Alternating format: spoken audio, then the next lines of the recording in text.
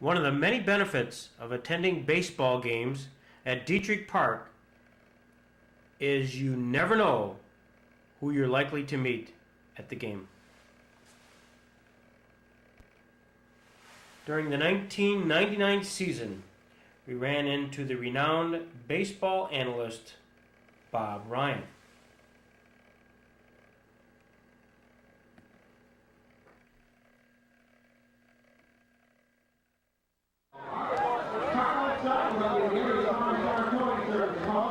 You've written about minor league baseball. Here you are in minor league baseball. What's your reaction? Jamestown, New York.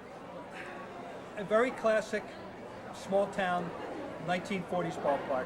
Obviously, these aren't the original seats, I don't think.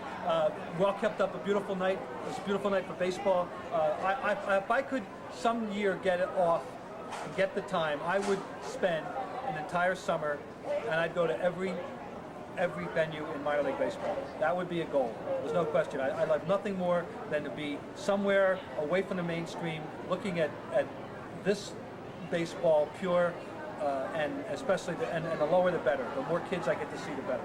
Any reason why you're in Jamestown? Is this just the circumstance of my destination is Detroit. I'm coming from Boston.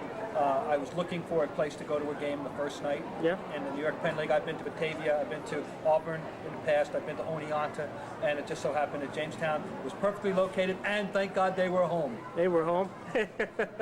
So that's it.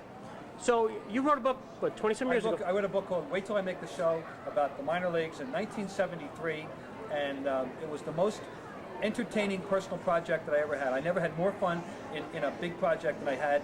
I went everywhere from Trois Rivières to Honolulu, touched every classification, saw so many people on the way up who became somebody, plus some very memorable people who didn't exactly ever make it. It was just an educational experience and just a personal fun experience. I've never enjoyed anything more. Is there a sequel?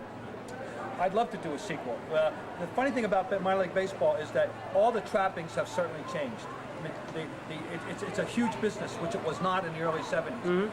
But the one thing that has never changed and never will change is what goes on between the lines and in the clubhouse. The dynamics of the relationships and the promotion circumstance and everyone's little story, that will never change. Everything that goes on in the business sense has been escalated much beyond the scope that anyone could have foreseen at that time. But the stories in that clubhouse and on that field are precisely the same as they were 26 years ago. And I would love to go through it all again. What's the most memorable story you've heard? It's the most memorable story. That's a hard one. I'm not prepared to answer that one. I remember managers telling me the hardest thing you have to do is cut somebody. Yep. The guys they all have their stories. I had a guy tell me stories just to get in the book. You know, I think he made them up, but seriously, he wanted to be in the book, so he got in the book.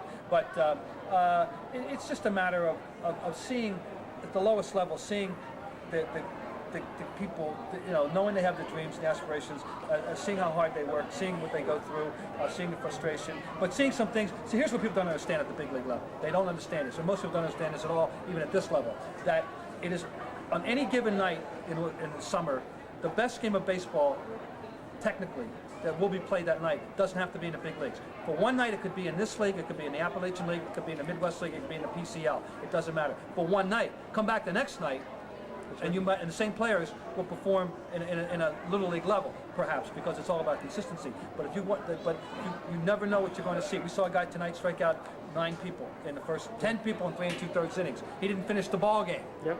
And I know he's done this before this season. We saw 3 guys thrown out stealing on great throws.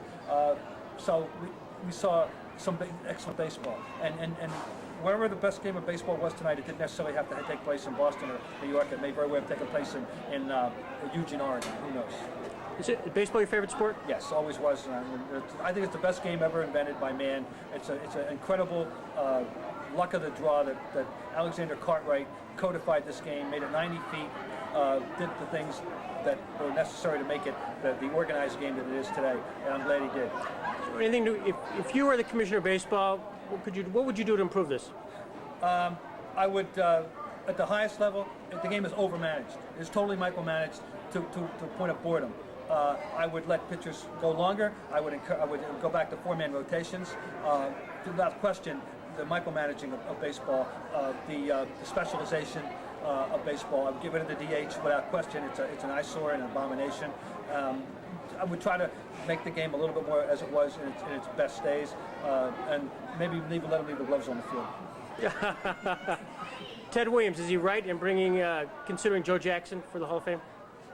That's a sticky wicket. You read conflicting accounts of what actually happened, and he hit 375, and did he do anything bad? Did he just not report the bribe? I'd like to believe that Joe Jackson was a ill-educated, misled rube who maybe took the money and then knew he couldn't throw the baseball games and should be forgiven for who he was and what he was. And to answer your next question, the answer is no, never, until he says I did it, and I'll drive Pete Rose right to the airport and put him in. People don't understand why Pete Rose was suspended. He was suspended for very good reasons. He's banned for life for a very good reason, and he has proven he likes gambling more than baseball. It's that simple. Boy, I tell you, anticipated that, didn't he? It's good for you. Did you cry when you were watching the All-Star game? It was hard not to be misty. Yeah. It was one of those things that had they scripted it, it never would have worked. Yeah. It was totally spontaneous. It was a wonderful moment, and at that moment when it was over, the PA announcer could have said, "Ladies and gentlemen, thank you very much for coming. Drive home safely," Yeah. because there was no need for a ball game. Yeah. Top billing with another Ted Williams flair for the dramatic. That came when he was introduced as a member of the All-Century team. Please welcome the greatest hitter that ever lived, number 9, Hall of Famer, baseball legend, Ted Williams. Although he played in a different era, during a time when ball players left their gloves on the field between innings, the 1999 All-Stars, knowing they were in the presence of a legend, spontaneously yet reverently approached the greatest hitter who ever lived. It was obvious that Ted Williams basked in the moment. It turns out that John Updike was wrong. Gods do answer letters. It just takes a while for the message to come home. What's your biggest thrill?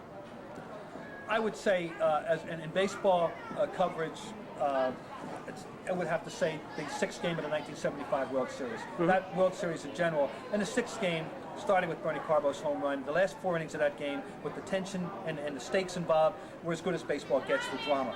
And culminating with the great New England hero hitting the game-winning home run.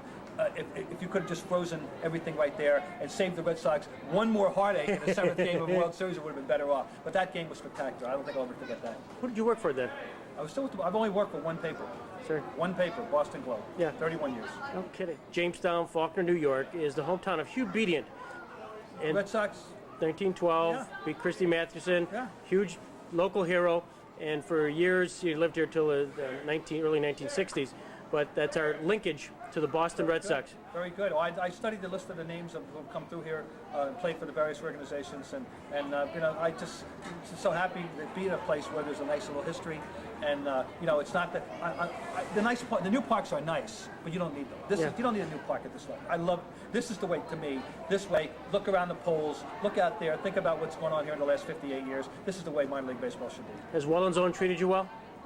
Nah. Yes, I was taken care of. We were treated like royalty. It was very kind. That's terrific.